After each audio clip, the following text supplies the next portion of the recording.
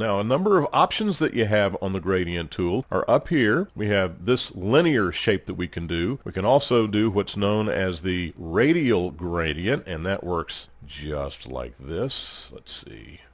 I don't want this to be overlay. I want this to be normal so I can show you the effect. Let's go ahead and just draw it here on the page, and we will go back to 100% opacity.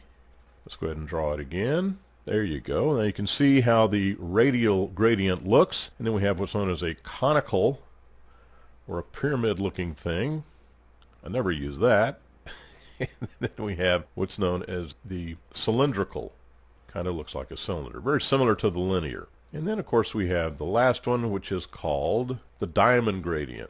I have to look sometimes to know what these are actually named. There you go. So there you see a number of different designs that you can use with the gradient tool. Practice, practice, practice with it. Come in and see how it works. Try it with masks, also directly on an image, varying up the blend modes. I think you'll get a lot of different effects doing it that way. Now the paint bucket tool, let's take a look at that, and we'll just go ahead and click on it. Paint bucket tool is very, very straightforward. It's a no-brainer. We go ahead and establish a blank copy layer up here, and then we just take the brush. We see that the color, let's go ahead and change that just for no apparent reason. Click on it, and it fills this layer completely with blue paint. Let's go ahead and go backwards and start again. This time let's come up to the rectangular marquee tool. We'll just draw a selection right there. Paint bucket tool.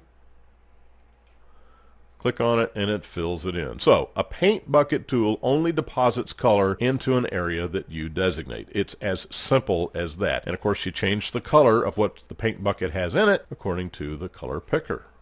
And it's that simple. So you have the paint bucket tool and the gradient tool to practice with in Photoshop CS6.